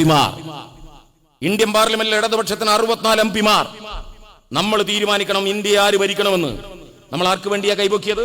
കേരളത്തിൽ, ത്രിപുരയിൽ, ബംഗാളിൽ ഏത് കോൺഗ്രസിനെ തോൽപ്പിച്ചാണോ ഇന്ത്യൻ പാർലമെന്റിൽ ഇടതുപക്ഷ ജനാധിപത്യ മുന്നണിയുടെ 64 MP എത്തിയിട്ടുള്ളത്, ആ 64 MP ഇന്ത്യൻ പാർലമെന്റിൽ ഇടതുപക്ഷം ആർക്ക് വേണ്ടി കൈപൊക്കി? കോൺഗ്രസിന് വേണ്ടി. എന്തുകൊണ്ട്? BJP അധികാരത്തിൽ വരാതിരിക്കാൻ. അന്ന് ഈ കേരളത്തിൽ UDF-ന് ഒറ്റ MP ഉള്ളത്, മുസ്ലിം ലീഗിന്റെ അഹമ്മദ്. അയാൾ കേന്ദ്രമന്ത്രി. അതായത് ഒരു MP-ക്ക് ഒരു കേന്ദ്രമന്ത്രി സ്ഥാനം. നമുക്ക് നേരെ വെച്ച് നീട്ടിയത് എന്താണ്? ഉപപ്രധാനമന്ത്രി സ്ഥാനം, 18 മന്ത്രി സ്ഥാനം. എന്താ നമ്മൾ തീരുമാനിച്ചത്? ഞങ്ങൾ അധികാരത്തിലേക്കില്ല, പക്ഷെ ഞങ്ങൾക്ക് ചില മിനിമം ഡിമാൻഡുകളുണ്ട്, അംഗീകരിക്കണം. ഞങ്ങളുടെ പ്രകടന പത്രികയിൽ പറഞ്ഞ ഒരു കാര്യമുണ്ട്, തൊഴിലുറപ്പ് പദ്ധതി നടപ്പിലാക്കണം, നടപ്പിലാക്കി. വിവരാവകാശ നിയമം നടപ്പിലാക്കണം, നടപ്പിലാക്കി. വനാവകാശ നിയമം നടപ്പിലാക്കണം, നടപ്പിലാക്കി. ഇല്ലേ? അങ്ങനെ ഈ കേരളത്തിൽ പിന്നെ ഗവൺമെന്റ് ഉണ്ടായത്. ഞാൻ അതിന്റെ വിശദീകരണത്തിൽ കിടക്കുന്നില്ല. ഞാൻ പറഞ്ഞു വന്നത്, കഴിഞ്ഞ പാർലമെന്റ് തെരഞ്ഞെടുപ്പിൽ, ഇപ്പോ ഈ 2024 തെരഞ്ഞെടുപ്പിൽ നമുക്ക് പരാജയം ഉണ്ടായപ്പോ പാർട്ടി അതിനെക്കുറിച്ച് ചർച്ച ചെയ്തില്ലേ? പോളിറ്റ് ബ്യൂറോ വളരെ ഗൗരവത്തോടു കൂടി കാര്യങ്ങളെ കണ്ടു. അവർ സംസ്ഥാന കമ്മിറ്റിയോട് പറഞ്ഞു, നിങ്ങൾ ഇതിനെക്കുറിച്ച് പഠിക്കണം, റിപ്പോർട്ട് സമർപ്പിക്കണം. സംസ്ഥാന കമ്മിറ്റി പഠനം നടത്തി, വിശദ ചർച്ചയ്ക്ക് താഴോട്ട് ജില്ലാ കമ്മിറ്റിയിലേക്ക് വിട്ടു. ജില്ലാ കമ്മിറ്റി ചർച്ച ചെയ്ത് ഏരിയ കമ്മിറ്റിയിലേക്ക് വിട്ടു. ഏരിയ കമ്മിറ്റി ചർച്ച ചെയ്ത് ലോക്കൽ കമ്മിറ്റിയിലേക്ക് വിട്ടു. ലോക്കലിൽ ചർച്ച ചെയ്ത് ബ്രാഞ്ചിലേക്ക് വിട്ടു. അവിടെ അവസാനിപ്പിച്ചോ? നമ്മൾ കുടുംബയോഗങ്ങൾ വിളിച്ചില്ലേ? അനുഭാവി യോഗങ്ങൾ വിളിച്ചില്ലേ? ആ യോഗങ്ങളിൽ പങ്കെടുത്ത പാർട്ടി മെമ്പർമാരോട്, അനുഭാവികളോട് അവരോട് ചോദിച്ചു, ഈ തെരഞ്ഞെടുപ്പിന്റെ പരാജയത്തെക്കുറിച്ച് നിങ്ങൾക്ക് പറയാനുള്ള എന്താണ്? ബദൽ നിർദ്ദേശം നിങ്ങൾക്ക് വെക്കാനുള്ള എന്താണ്? പല കാരണങ്ങളിൽ, ചില കാരണങ്ങളിൽപ്പെട്ട ഒരു കാരണം എന്താണ് ഇവിടെ പറഞ്ഞു. ഞാൻ ആവർത്തിക്കുന്നില്ല, ആവർത്തന വിരസതയിലേക്ക് കിടക്കില്ല, സൂചന മാത്രം. എന്താ ഒരു കാരണം? പെൻഷൻ മുടങ്ങി. പെൻഷൻ മുടങ്ങി. എന്തുകൊണ്ടാ പെൻഷൻ മുടങ്ങിയത്? കേന്ദ്രം നമ്മുടെ കഴുത്ത് ഞെരിച്ചു. നവകേരള സദസ്സ് നടത്തി കേരളം ആകെ നമ്മൾ നടന്നു പറഞ്ഞു.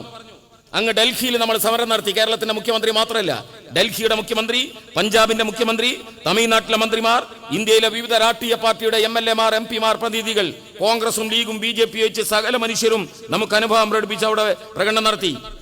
കേരളം ആകെ നമ്മൾ നടന്നു പറഞ്ഞു, കേന്ദ്രം പൈസ തരുന്നില്ല, നമുക്ക് ബുദ്ധിമുട്ടുണ്ട്, പ്രയാസമുണ്ട്. ഇതൊക്കെ പെൻഷൻ വാങ്ങുന്ന 60 കഴിഞ്ഞ വാർദ്ധക്യങ്ങളോട് പറഞ്ഞാൽ മനസ്സിലാവും. അവർക്കത് ഉൾക്കൊള്ളാൻ കഴിയില്ല. എന്താ കാരണം?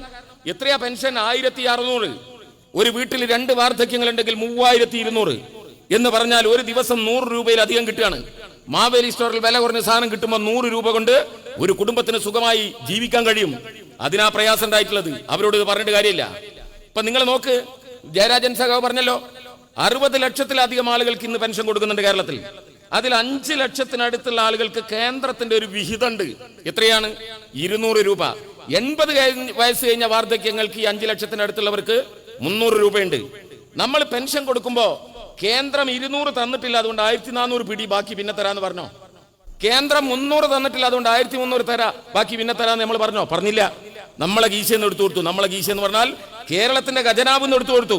2.25 കൊല്ലത്തെ കടം ബാക്കിയുണ്ട് കേന്ദ്രം തരാൻ. 292 കോടി രൂപ അത് മാത്രമുണ്ട്.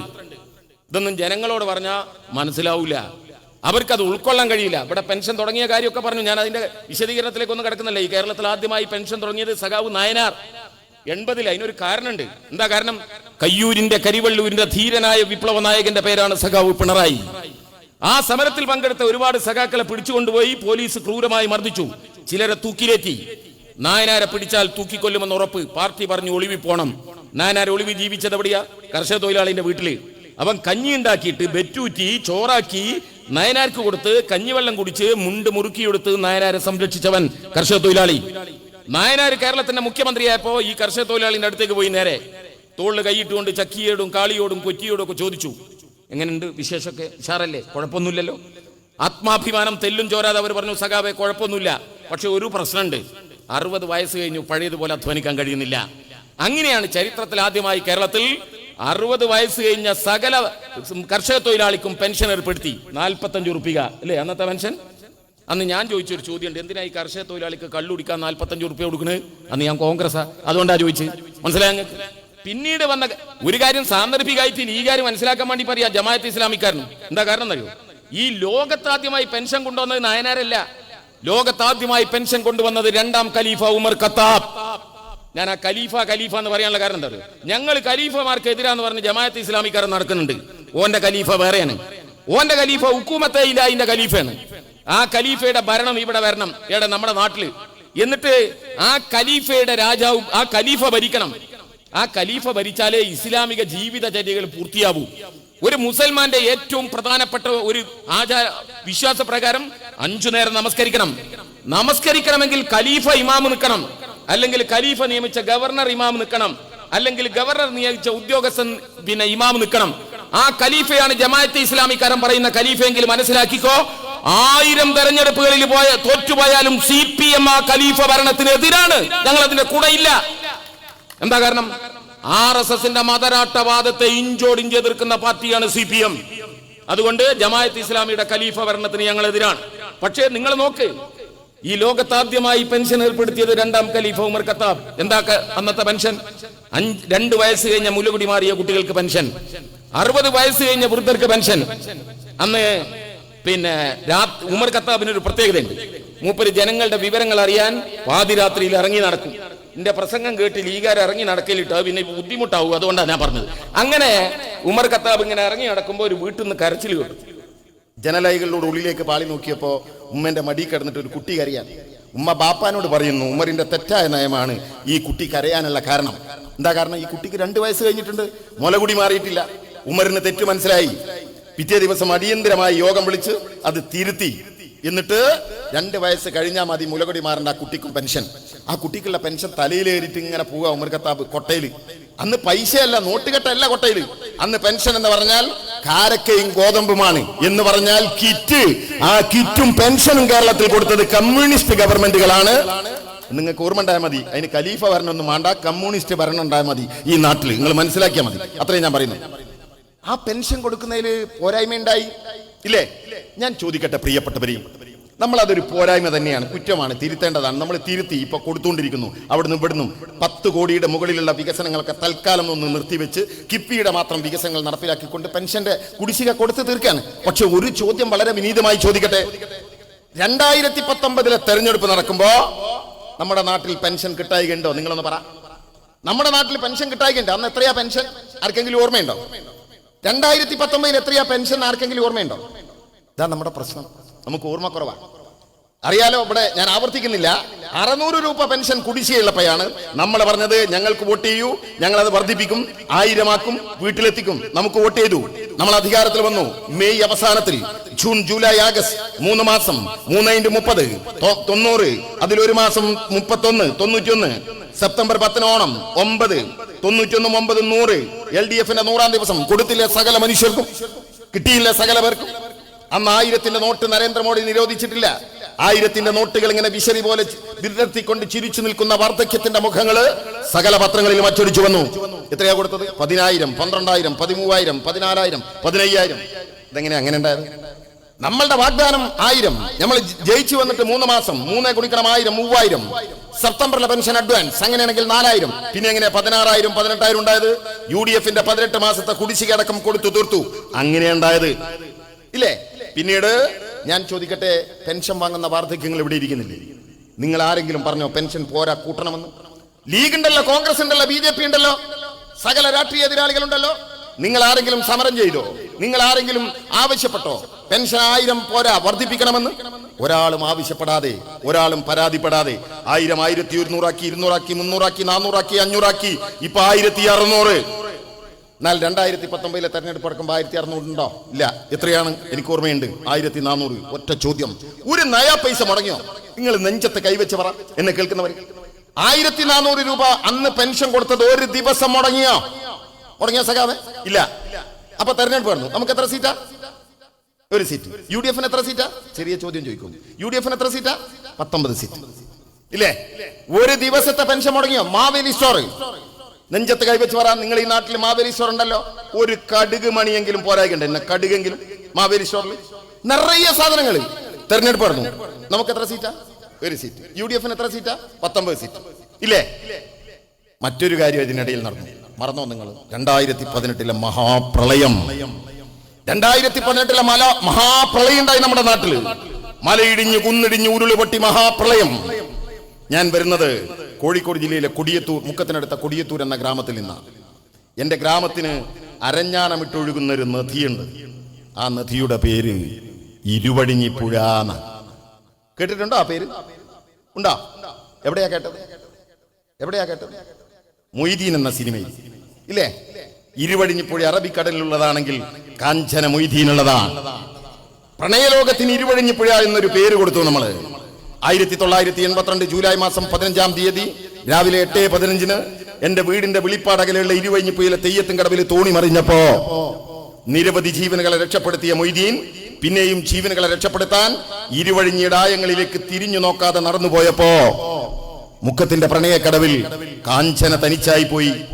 എന്റെ ഉമ്മയുടെ അനിയത്തിയുടെ മകനാണ് മൊയ്തീൻ എന്നതുകൊണ്ട് അന്ന് മുതൽ കാഞ്ചന എനിക്ക് ഏടത്തിയമ്മയാണ്.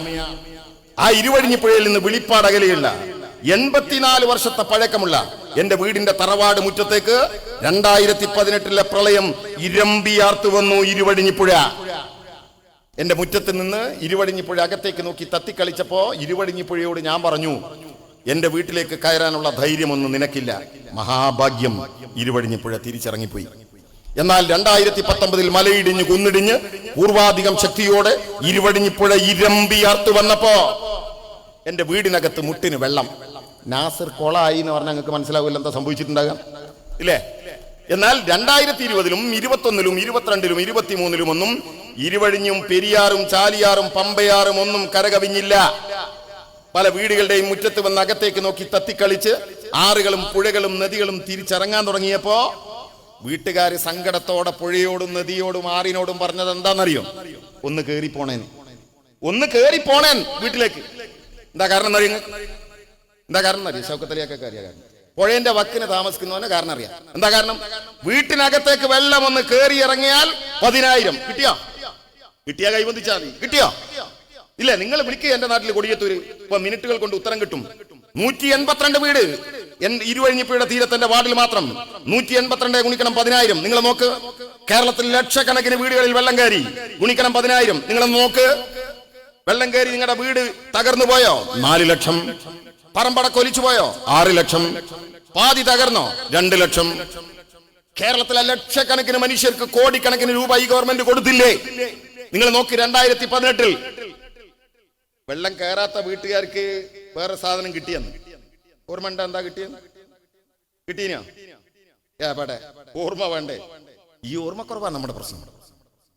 നിങ്ങൾക്കൊക്കെ റേഷൻ കാർഡ് ഉണ്ടോ? ഉണ്ടോ? ഉണ്ട്. കേരളത്തിലെ സകല റേഷൻ കാർഡ് ഉടമകൾക്കും കിറ്റ് കൊടുത്തു. കിട്ടിയോ? ഇപ്പൊ നിങ്ങൾക്ക് ഓർമ്മയില്ലേ? കേരളത്തിലെ സകല റേഷൻ കാർഡ് ഉടമകൾക്കും ആ പ്രളയകാലത്ത് കിറ്റ് കൊടുത്തു. ആ കിറ്റിൽ എത്ര ഐറ്റം ഉണ്ടായിരുന്നു ഓർമ്മ ഉണ്ടെങ്കിൽ? കിറ്റ് തന്നെ ഓർമ്മല്ല, പിന്നെ ഐറ്റം 16 ഐറ്റം. 16ാമത്തെ ഐറ്റം എന്താ? തീപ്പെട്ടി. 15ാമത്തെ ഐറ്റം എന്താ? മെഴുകുതിരി. എന്തിനാണ്? മധ്യ കേരളത്തിലെ 4800 ട്രാൻസ്ഫോമറുകൾ കത്തിപ്പോയി, കറണ്ടില്ല. ഞങ്ങളുടെയൊക്കെ നാട്ടിൽ വെള്ളം കയറി ഇറങ്ങിയ വീട്ടിൽ സ്വിച്ചിട്ട് അടിയും വെള്ളം കയറിയതാണ്, ഷോർട്ടായി പോവും ഇല്ലേ? ഒരു ഗവൺമെന്റിന്റെ കരുതൽ നോക്കുങ്ങൾ. തീപ്പെട്ടി വരുക, മെഴുതിരി കത്തിക്കുക, വീട്ടിൽ കയറുക. പ്രളയമൊക്കെ ഇറങ്ങിപ്പോയി. ഒരു മാസം കഴിഞ്ഞപ്പോൾ എന്റെ കൊടിയത്തൂർ അങ്ങാടിയിൽ മുസ്ലിം ലീഗിന്റെ വമ്പിച്ച പൊതുയോഗം. ജില്ലാ നേതാവ് വന്നിട്ട് പ്രസംഗിച്ചാൽ എന്താ അറിയോ? എനിക്ക് കിട്ടിയ കിറ്റിൽ തീപ്പെട്ടിയില്ല, ബാക്കിയൊക്കെ ഉണ്ട്. അരിണ്ട്, കൊത്തമ്പാലുണ്ട്, മേത്തേക്കണ സോപ്പുണ്ട്, അലക്കണ സോപ്പുണ്ട്. ഓന് തീപ്പെട്ടി കിട്ടാത്ത കുഴപ്പ. ഒരു തീപ്പെട്ടി കൊള്ളി കൊടുത്തു നോക്കിയിട്ടുണ്ട്? അതിന് മുമ്പ് കൊടുത്തു നോക്കിയിട്ടുണ്ടോ? അങ്ങനെ നമ്മളെല്ലാം കൊടുത്തു. തെരഞ്ഞെടുപ്പ് കഴിഞ്ഞു. നമുക്ക് എത്ര സീറ്റാ സഖാവ്? 1 സീറ്റ്. UDF എത്ര സീറ്റാ? 19 സീറ്റ്. ഞാൻ ആരെയും കുറ്റപ്പെടുത്തില്ല. നിങ്ങൾ നോക്ക്. ഇപ്പൊ ഈ അന്ന് നമ്മൾ ജയിച്ചത് ആലപ്പുഴയിൽ ആരിഫ് 1000 വോട്ടിന്. ഇപ്പൊ നമ്മൾ രാധാകൃഷ്ണൻ ജയിച്ചത് 20,000 വോട്ടിന്. ജോയി സഖാവ് തോറ്റത് 600 വോട്ടിന് ഇല്ലേ? എന്നിട്ട് പറയാണ് ഇനി ഒരിക്കലും നമ്മൾ ഉണ്ടാവില്ല. എന്റെ പ്രിയപ്പെട്ടവരെ, നിങ്ങൾ മനസ്സിലാക്കണം. ഞാൻ വിശദീകരണത്തിൽ കിടക്കുന്നില്ല, ചുരുക്ക. നിങ്ങളൊക്കെ നാട്ടിറങ്ങി കാണാൻ നിൽക്കുകയാണ്, നിനക്കറിയാം. അതുകൊണ്ട് ചുരുക്ക. നിങ്ങൾ നോക്ക്. എന്നാൽ CPM അവസാനിച്ചു, ഇനി ഇല്ല എന്നാ ഇവര് പറയുന്നത്. ഇവര് മാത്രമാണോ? നിങ്ങൾ വിചാരിക്കുന്നുണ്ടോ ഇവര് മാത്രമാണ് നമ്മുടെ രാഷ്ട്രീയ ശത്രുക്കൾ എന്ന്? ഈ കോൺഗ്രസും BJPയും ഇവര് മാത്രം അല്ല. ഇപ്പൊ നമ്മൾ പാർലമെന്റ് ഉപതെരഞ്ഞെടുപ്പ് കഴിഞ്ഞ് വിരലിനകറ്റത്തെ മഷി ഇപ്പൊ മാഞ്ഞിട്ടേ ഉള്ളൂ. തെരഞ്ഞെടുപ്പ് കാലത്ത് നമ്മൾ വീടുകളിലൊക്കെ കയറി സ്ക്വാഡ് പ്രവർത്തനം നടത്തും. ഓരോ വാർഡിലും 4, 5, 6, 7, 8 സ്ക്വാഡുകൾ ഉണ്ടാവും. വീടിന്റെ കണക്ക് വെച്ച് സ്ക്വാഡ് കൊടുക്കും. തെരഞ്ഞെടുപ്പിന്റെ ഒരു 5 ദിവസം മുമ്പെങ്കിലും ഇടക്കിടക്കുണ്ടാവും. അവസാനത്തെ 5 ദിവസം മേൽ കമ്മിറ്റി സഖാവ് എന്ന് സ്ക്വാഡ് ലീഡർമാരൊക്കെ ഇരുത്തിട്ട് ഒരു അവലോകനം. എങ്ങനെയുണ്ട്, വീടൊക്കെ കയറിയോ? കയറി. എത്ര വട്ടം? കണക്ക് കാണിക്കണം. അല്ലാതെ ഈ പാർട്ടിയിൽ 10ഓളം വീട് എന്നുള്ളതല്ല. ഞാനിപ്പോ ആലോചിക്കും, പിന്നെ മുമ്പ് മത്തായി ചാക്കോ മരിച്ച ഉപതെരഞ്ഞെടുപ്പിൽ പന്നിക്കോട് വെച്ച് കമ്മിറ്റി കൂടി. അപ്പം എന്റെ ബ്രാഞ്ചിലുള്ള സെക്രട്ടറിയോട് ചോദിച്ചു, നിങ്ങളുടെ വീട്ടിന് വാർഡിൽ എത്ര വീടുണ്ട്? 350ഓളം. പിണറായി പറഞ്ഞു, ഈ പാർട്ടിയിൽ ഓളല്ല, കൃത്യം പറഞ്ഞാൽ മതി. ഓളല്ല, അതുകൊണ്ട് കൃത്യം പറഞ്ഞാൽ മതി എന്ന് പറഞ്ഞതുപോലെ പാർട്ടി സഖാക്കൾക്ക് കൃത്യം കണക്ക് വേണം. എത്ര വീട്ടിൽ കയറി, അല്ലാതെ ഓളം പറഞ്ഞിട്ട് കാര്യമില്ല. അപ്പൊ പാർട്ടി സഖാവ് ഓരോരുത്തർ പറഞ്ഞ് 10 വീട്, 11 വീട്. ഞങ്ങൾ 10 പ്രാവശ്യം കയറി, 11 പ്രാവശ്യം കയറി, 12 കയറി, 13 കയറി. അങ്ങനെ ആവേശത്തിൽ ഇവനിങ്ങനെ കയറി എന്റെ കഥയൊക്കെ പറയാ, കൃത്യം പറയണം. ഇതൊക്കെ കഴിഞ്ഞ് ഇവനിങ്ങനെ നിൽക്കുമ്പോൾ മേൽ കമ്മിറ്റി സഖാവിന്റെ അവലോകനം പോരാ, എന്റെ കാറ്റ് പോയില്ലേ. 10 പ്രാവശ്യം 11 പ്രാവശ്യം ഒക്കെ അധ്വാനിച്ച് കയറി അഭിമാനത്തോടെ പറഞ്ഞപ്പോ മേൽ കമ്മിറ്റി സഖാവ് പറയാണ് പോരാ. ദേശീയ ഈർഷ്യൊക്കെ മനസ്സിൽ അടക്കി പിടിച്ചുകൊണ്ട് അവൻ പറഞ്ഞു, സഖാവേ നമ്മൾ ഇത്രയെങ്കിലും ഒക്കെ കയറി, മറ്റൊരു കയറിയിട്ടേ ഇല്ല. അവരാകെ 4-5 വീട്ടിൽ അവിടെ ഇവിടെയൊക്കെ കയറി. അങ്ങനെ ധരിക്കുന്ന സഖാക്കൾ ഉണ്ടെങ്കിൽ തിരുത്തണം. അവർക്ക് വേണ്ടി ഒരു സ്ക്വാഡ് വീട് കയറുന്നുണ്ട്. ആ സ്ക്വാഡിന്റെ പ്രത്യേകത എന്താ അറിയാം? നമ്മൾ തെരഞ്ഞെടുപ്പ് കാലത്ത് മാത്രമേ കയറും. തെരഞ്ഞെടുപ്പ് അല്ലാത്ത കാലത്ത് നമ്മൾ ഈ രാഷ്ട്രീയം പറയാനല്ല, മറ്റു പല കാര്യങ്ങൾക്കും കയറും, നാട്ടുകാരെ സഹായിക്കാൻ. പക്ഷെ തെരഞ്ഞെടുപ്പ് പ്രചരണത്തിന് രാഷ്ട്രീയം പറയാൻ നമ്മൾ തെരഞ്ഞെടുപ്പ് കാലത്തേ കയറുള്ളെങ്കിൽ അവർക്ക് വേണ്ടി കയറുന്ന സ്ക്വാഡിന്റെ പ്രത്യേകത എന്താ വെച്ചാൽ അവരെല്ലാ ദിവസവും കയറും. എല്ലാ ദിവസവും കയറും. അവർക്ക് ഒരു പ്രത്യേകത ഉണ്ട്, കയറിയാൽ ഇറങ്ങി പോരൂല. നമുക്ക് പാർട്ടിന്റെ ഒരു നിർദ്ദേശമുണ്ട്, ഒരു വീട്ടിൽ 10 മിനിറ്റ് 15 മിനിറ്റിൽ അപ്പുറം നിൽക്കരുത്, ഓരോ ബുദ്ധിമുട്ടിക്കരുത്. ഇപ്പൊ ഈ ഉപതെരഞ്ഞെടുപ്പിൽ ചൗക്കത്താക്കൊക്കെ അറിയാലോ, എന്റെ നാട്ടിൽ കാരാട്ട് എന്ന് പറഞ്ഞ പ്രദേശം, ആ താഴെ ഭാഗത്ത്. അവിടെ ഞാനിങ്ങനെ ഒരു വീട്ടിൽ പാത്തുമത്താത്തന്റെ വീട്ടിലെത്തുമ്പോൾ ഏകദേശം ഒരു 12 മണി കഴിഞ്ഞു. മുറ്റത്തെത്തിയപ്പോ തന്നെ നല്ല മത്തി ഇങ്ങനെ ഞെരിഞ്ഞു പൊരിയുന്ന മാദക ഗന്ധം മൂക്കിലേക്ക് കയറുക. നിങ്ങൾക്ക് മനസ്സിലായി, കൊലയിൽ വെല്ലടിച്ചിട്ട് കാര്യമില്ല, പാത്തുമത്താത്ത ചട്ടീന്റെ അടുത്താണ്. അപ്പൊ ഞാൻ അടുക്കള ഭാഗത്തൂടെ പോയി കാര്യങ്ങളൊക്കെ സംസാരിച്ച് 10-12 മിനിറ്റ് കഴിഞ്ഞപ്പോൾ ഞാൻ നിർത്തി. എന്താ കാരണം എന്നറിയോ? 15 മിനിറ്റ് കഴിഞ്ഞാൽ ചട്ടിയിലെ മത്തി കാര്യം കിട്ടുന്ന വോട്ടും പോകും. ഞാൻ മെല്ലെ ഇറങ്ങി. മനസ്സിലായി നിങ്ങൾക്ക്? എന്നാൽ ഇവർക്ക് വേണ്ടി കയറുന്ന സ്ക്വാഡോ അവര് ആ വീട്ടിൽ തന്നെ ഉണ്ടാവും, ഇറങ്ങി പോരില്ല. അവർക്ക് ഒഴിവുണ്ടോ, അവധി ഉണ്ടോ എന്ന് ചോദിച്ചാൽ ഉണ്ട്. ഇപ്പൊ ഈ അടുത്ത ഓണത്തിനുണ്ടായിരുന്നു, അതിന് മുമ്പ് വിഷുവിനുണ്ടായിരുന്നു, ചെറിയ പെരുന്നാക്കുണ്ടാവും, വലിയ പെരുന്നാക്കുണ്ടാവും, ക്രിസ്മസിനുണ്ടാവും, ആഗസ്റ്റ് 15-ഉണ്ടാവും, ജനുവരി 26-ഉണ്ടാവും, പൂജക്കുണ്ടാവും. ഏകദേശം നിങ്ങൾക്ക് മനസ്സിലായിട്ടുണ്ടാവും ആ സ്ക്വാഡ് ഏതാണ്. ആ സ്ക്വാഡിന്റെ പേരാണ് മലയാള മനോരമ, മാതൃഭൂമി, മാധ്യമം, ചന്ദ്രിക, വീക്ഷണം, മംഗളം. ഇല്ലേ? ഞാൻ ചോദിക്കട്ടെ പ്രിയപ്പെട്ടവരെ, മനോരമ കയറിയ വീട്ടിൽ പിന്നെ ഒരു UDF കാരൻ കാരണം മനോരമ പറഞ്ഞുള്ള കളവ് UDF കാരന് പറയാൻ പറ്റുമോ? ചിലപ്പോൾ അടി കിട്ടും. മനോരമക്ക് ആ പ്രശ്നമില്ലല്ലോ. മാതൃഭൂമി കയറിയ വീട്ടിൽ പിന്നെ BJP കാരനോ? BJP കാരന് മാതൃഭൂമി പറഞ്ഞതുപോലെ നരേന്ദ്രമോദിയെ പുകഴ്ത്തി പറയാൻ പറ്റുമോ? പറ്റില്ല. ഇവർക്ക് കൊല്ലത്തിൽ 4-5 ദിവസത്തെ അവധിയെങ്കിലും ഉണ്ടാന്ന് വിചാരിക്കാം. ഈ അവധി പോലും ഇല്ലാത്ത മറ്റൊരു കൂട്ടരുണ്ട്, വേറൊരു സ്ക്വാഡ്. ആ സ്ക്വാഡിന്റെ പ്രത്യേകത എന്താ? നിങ്ങൾ കേൾക്കാൻ തയ്യാറാണെങ്കിൽ ഏത് പാതിരാത്രിയിലും അവർ ചറപറാന്ന് പറഞ്ഞുകൊണ്ടിരിക്കും. സ്ക്വാഡിന്റെ പേര് നിങ്ങൾക്ക് ഓർമ്മല്ലേ? 24, reporter channel, news 18, Manorama, Mathrubhumi, media 1, ജനം TV, ഇല്ലേ? ഇങ്ങനെ എണ്ണിയാൽ തീരാത്ത ചാനലുകൾ നിരന്തരമായി നമ്മളെ കടന്നാക്രമിച്ചുകൊണ്ടേയിരിക്കുകയാണ്. നമ്മളെ മാത്രമല്ല, നമ്മുടെ രാഷ്ട്രീയ പാർട്ടിയുടെ നേതാക്കന്മാർ. നിങ്ങൾ നോക്ക്, ഒന്നാം പിണറായി സർക്കാരിന്റെ കാലത്ത് ആരെയാ ഇവര് പ്രധാനമായി ആക്രമിച്ചത്? കമല. പിണറായിയുടെ ഭാര്യ കമലയുടെ പേരിൽ കമല ഇന്റർനാഷണൽ ഉണ്ട്. അത് ഇന്തോനേഷ്യയിൽ വലിയ കമ്പനി ഉണ്ട്, തായ്ലൻഡിൽ വലിയ കമ്പനി ഉണ്ട്. ഇവരെ പ്രചരിപ്പിച്ചില്ലേ ഈ നാട്ടിൽ? കോട്ടയത്തെ ഗൾഫുകാരനെ അച്ചായന്റെ കൊട്ടാരം പോലത്തെ വീട് കാണിച്ചിട്ട് ഈ തമ്മാടിക്കൂട്ടം പറഞ്ഞ എന്താ? അത് പിണറായിയുടെ കൊട്ടാരാണ് അല്ല എന്ന് സത്യം വെളിച്ചത്ത് വന്നപ്പോ ആ സത്യം പുറത്തേക്ക് ഇവര് പറഞ്ഞില്ല. രണ്ടാം പിണറായി സർക്കാരിന് കമലയെ വിട്ടു, മകൾ വീണയായി. വീണക്ക് കമ്മീഷനാണ്, കോടികളാണ്, ആനയാണ്, തേങ്ങയാണ്. കോടതിയിൽ പരാതി കൊടുത്തപ്പോ കോടതി ആ പരാതി ചവറ്റുകൊട്ടയിലേക്ക് വലിച്ചെറിഞ്ഞു. തിരുത്താൻ ഇവർ തയ്യാറായോ? എന്റെ പ്രിയപ്പെട്ടവരെ, 3 ആഴ്ച മുമ്പ് ആലപ്പുഴ ജില്ലയിലെ ചേർത്തലയിൽ ഒരു ലോക്കൽ സമ്മേളനത്തിൽ പങ്കെടുക്കാൻ പോയി. ഞാൻ ഒരു ഒഴിഞ്ഞ വയലിലെ സമ്മേളനം. ഞാൻ ആ സമ്മേളന നഗരിയിലേക്ക് കടന്നപ്പോ കറുത്തു കുറുതായ ഒരു മനുഷ്യനെ കണ്ടു. ഓടിച്ചെന്ന് കെട്ടിപ്പിടിച്ച് നെഞ്ചോട് ചേർത്തി ഞാൻ ആ മനുഷ്യനെ. ഇവിടെ വന്നിട്ടുണ്ട് ഈ അരീക്കോട് മണ്ഡലത്തിൽ. മറന്നോ നിങ്ങൾ അയാളെ? ആ കറുത്ത കുറിയ മനുഷ്യനെ, ഓമനക്കുട്ടനെ മറന്നോ നിങ്ങള്? ഒരു പ്രളയകാലത്ത് കുന്നിൻ മുകളിൽ അഭയാർത്ഥി ക്യാമ്പിലേക്ക് ഭക്ഷണം വാങ്ങി വരിക ഓട്ടോറിക്ഷക്ക് കൊടുക്കാനുള്ള 70 രൂപ പോരായിട്ടുണ്ട്. തനിക്ക് പരിചയമുള്ള അമ്മച്ചിമാരും ഉമ്മച്ചിമാരും ഒക്കെ ഉണ്ട്. അവരോട് ചോദിച്ചു, നിങ്ങളുടെ കയ്യിൽ 5ഓ 10ഓ ഉണ്ടോ? അവര് കോന്തലക്കെട്ട് അയച്ച് 5ഉം 10ഉം ഒക്കെ ഓമനക്കുട്ടന്റെ കൈ കൊടുത്തു. ഒരു ദുഷ്ടൻ ഇത് ഫോട്ടോ എടുത്തു. പിറ്റേ ദിവസം മുതൽ നമ്മൾ കണ്ടതെന്താ? ഓമനക്കുട്ടനെ കള്ളനാക്കി ഇല്ലേ? ദുരിതാശ്വാസ ക്യാമ്പിൽ കൈക്കൂലി വാങ്ങുന്ന കള്ളനാക്കി ഓമനക്കുട്ടനെ ചിത്രീകരിച്ചു. പ്രിയപ്പെട്ടവരെ, നിങ്ങൾ അറിയണം, ആ ഓമനക്കുട്ടന് ഒരു മകളുണ്ട്. അവള് MBBS പഠിക്കുക. അവള് തെരുവിലൂടെ പഠിക്കാൻ പോകുമ്പോ അവളെ വിളിച്ച പേരെന്താ അറിയോ? കള്ളന്റെ മകൾ. കള്ളന്റെ മകൾ. ഓമനക്കുട്ടനും മകളും കമ്മ്യൂണിസ്റ്റുകാരായതുകൊണ്ട് ആത്മഹത്യ ചെയ്തില്ല. ഇല്ലേ? നമ്മുടെ നേതാക്കന്മാര് മരിച്ചാല് ഇവര് വെറുതെ വിടും എന്ന് നിങ്ങൾക്ക് തോന്നുന്നുണ്ടോ? ഇല്ല. നിങ്ങൾ നോക്ക്, സഖാവ് ഇതാ ഇവിടെ ഉണ്ട് ചിരിച്ചുകൊണ്ട്. സഖാവ് കോടിയേരിയുടെ മരണം ഇപ്പോഴും മനസ്സുകൊണ്ട് അംഗീകരിക്കാൻ പറ്റിയിട്ടുണ്ടോ? നമുക്കിടയിൽ എവിടെയോ സഖാവ് ജീവിച്ചിരിപ്പുണ്ട് എന്ന് വിശ്വസിക്കാനല്ലേ നമുക്കിഷ്ടം? ഞാൻ ഇപ്പോഴും ഓർക്കുന്നു, 2021 ഒക്ടോബർ മാസം 1-ാം തീയതി ഞാനന്ന് കൊടുങ്ങല്ലൂരില്ല. RSSകാർ അറുങ്കൊല ചെയ്ത നമ്മുടെ ഒരു സഖാവിന്റെ ഓർമ്മ ദിനത്തിൽ പങ്കെടുക്കാൻ പോയി. പരിപാടിയൊക്കെ കഴിഞ്ഞ് കൊടുങ്ങല്ലൂർ അങ്ങാടിയിലെ ചായപ്പീടികയിലിരുന്ന് ചായ കുടിച്ചുകൊണ്ടിരിക്കുമ്പോൾ പല കാര്യങ്ങൾ പറയുന്ന കൂട്ടത്തിൽ സഖാക്കളിൽ ആരോ കോടിയേരിയുടെ ആരോഗ്യസ്ഥിതിയെക്കുറിച്ച് ആശങ്കയോടെ സംസാരിച്ചു. ഞാൻ ആ സഖാവിനോട് പറഞ്ഞു, ഭയപ്പെടണ്ട, സഖാവ് പൂർണ്ണ ആരോഗ്യവാനായി തിരിച്ചു വരും. ഞാനത് വെറുതെ പറഞ്ഞല്ല. 4-5 ദിവസം മുമ്പ് ചെന്നൈയിലുള്ള ബിനീഷ് കോടിയേരിയുമായി ഫോണിൽ സംസാരിച്ചതിന്റെ ഒരു ബലത്തിലാണ് ഞാൻ അവരോട് ആശ്വാസവാചകം പറഞ്ഞത്. ഞാൻ അവരോട് സംസാരിച്ച് ചായയൊക്കെ കുടി കഴിഞ്ഞ് ഞാൻ അവിടുന്ന് കാറിൽ നാട്ടിലേക്ക് യാത്ര തിരിച്ച് ഒരു 15 മിനിറ്റ് കഴിഞ്ഞ് കാണും. കൊടുങ്ങല്ലൂരിലെ സഖാക്കൾ എന്നെ വിളിച്ചിട്ട് പറഞ്ഞു, സഖാവേ, കോടിയേരി യാത്ര പോയി. പ്രിയപ്പെട്ടവരെ, നിങ്ങളെയൊക്കെ പോലെ ആ വാർത്ത വിശ്വസിക്കാൻ വല്ലാത്ത പ്രയാസമുണ്ടായി. ഞാനാണെങ്കിൽ കാറിലാണ്. ദൃശ്യമാധ്യമങ്ങളിൽ ടെലിവിഷനും ഒന്നും കാണാൻ നിവൃത്തിയില്ല. കയ്യിലുള്ള മൊബൈലിൽ വരുന്ന സന്ദേശങ്ങൾ മാത്രം. അപ്പോഴാണ് എൻ്റെ മൊബൈൽ ഫോണിലേക്ക് ഒരു സന്ദേശം വന്നത്. എൻ്റെ മൊബൈലിലേക്ക് മാത്രമല്ല, നിങ്ങളുടെ ഒക്കെ മൊബൈലിലേക്ക് ആ സന്ദേശം വന്നു.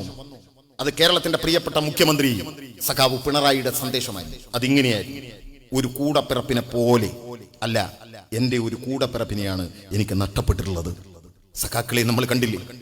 പിറ്റേ ദിവസം ചെന്നൈയിൽ നിന്ന് സഖാവ് കോടിയേരിയുടെ മൃതശരീരം എത്തിയ ഉച്ചയ്ക്ക് 2 മണി മുതൽ രാത്രി 9 മണി വരെ 7 മണിക്കൂർ തലശ്ശേരി മുനിസിപ്പൽ ഓഡിറ്റോറിയത്തിൽ തന്റെ പ്രിയപ്പെട്ട സഖാവിന്റെ നിശ്ചലമായ ശരീരത്തിനരികിൽ കണ്ണിമ ചിമ്പാതെ സഖാവ് പിണറായി ഉണ്ടായിരുന്നു. മാസ്ക് കൊണ്ട് പാതി മറച്ച ആ മുഖത്ത് ഒരു കണ്ണീരിന്റെ കടലിരമ്പമുണ്ടായിരുന്നു. പിറ്റേ ദിവസം കണ്ണൂരിലെ പാർട്ടി ഓഫീസിന്റെ മുറ്റത്ത് സഖാവ് കോടിയേരിയുടെ മൃതശരീരം അന്ത്യദർശനത്തിന് വെച്ചപ്പോ അവിടെയും സഖാവ് പിണറായി ഉണ്ടായിരുന്നു. ഒരുപാട് സമരപഥങ്ങളിലൂടെ അവർ ഒരുമിച്ച് നടന്നുപോയ കണ്ണൂരിന്റെ തെരുവീതിയിലൂടെ നട്ടുച്ചയുടെ പൊരിവെയിലത്ത് തന്റെ പ്രിയപ്പെട്ട സഖാവിന്റെ അവസാന യാത്രയുടെ മുമ്പിലും സഖാവ് പിണറായി ഉണ്ടായിരുന്നു. പയ്യാമ്പലം കടപ്പുറത്തേക്ക് ആ യാത്ര കടക്കുമ്പോ തന്റെ പ്രിയപ്പെട്ട സഖാവിന്റെ മൃതശരീരം തോളിലേറ്റി അത് ചിതയിൽ വെച്ച് ആ ചിതക്ക് തീക്കൊളുത്തി തൊട്ടടുത്ത പ്രസംഗ വേദിയിലേക്ക് വന്ന് മൈക്കിന് മുമ്പിൽ നിന്ന് അനുശോചനം നടത്തുന്നതിന് വേണ്ടി ഞാൻ എന്തു പറയും, ഞാൻ എങ്ങനെ തുടങ്ങും, ഞാൻ എവിടെ അവസാനിപ്പിക്കുമെന്ന് എനിക്ക് അറിഞ്ഞുകൂടാ എന്ന 3 വാക്കുകളിൽ കണ്ണീരിൽ കുതിർന്ന ആ പ്രസംഗം അവസാനിച്ചപ്പോ കണ്ണു നിറയാത്ത കമ്മ്യൂണിസ്റ്റുകാരെന്ന് കേരളത്തിൽ ഉണ്ടായിരുന്നു എന്ന് എനിക്ക് തോന്നുന്നില്ല. കേരളത്തിലെ സകല ദൃശ്യമാധ്യമങ്ങളും ആ കാഴ്ച നമുക്ക് കാണിച്ചു തന്നു. പിറ്റേ ദിവസം പുറത്തിറങ്ങിയ സകല പത്രങ്ങളും വാഗ്മയ ചിത്രങ്ങളിലൂടെ അത് നമ്മുടെ മുമ്പിൽ പുനരവതരിപ്പിച്ചു. പക്ഷെ സഖാക്കളെ നിങ്ങൾ കണ്ടോ?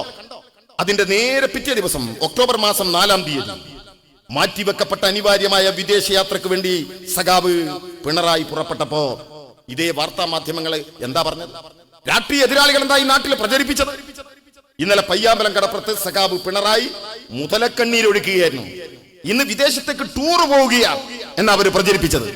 അങ്ങനെ പറഞ്ഞവരോട് നമുക്ക് ഒന്നേ പറയാനുള്ളൂ: പയ്യാമ്പലം കടപ്പുറത്ത് കണ്ണീരൊഴുക്കിയത് സഖാവ് പിണറായി വിജയനാണ്. പിറ്റേ ദിവസം വിദേശത്തേക്ക് അനിവാര്യമായ യാത്ര പോയത് കേരളത്തിന്റെ മുഖ്യമന്ത്രി പിണറായി വിജയനാണ്.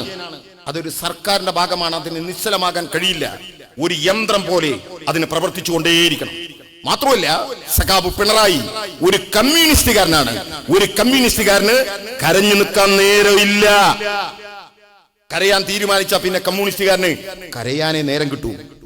ഇവരെ ആരോപണം ഉന്നയിച്ച ദിവസമുണ്ടല്ലോ, ഒക്ടോബർ 4. അതിനൊരു പ്രത്യേകതയുണ്ട്. ഡിവൈഎഫ്ഐയുടെ സഖാക്കൾക്ക് ചിലപ്പോൾ അത് ഓർമ്മ കാണും.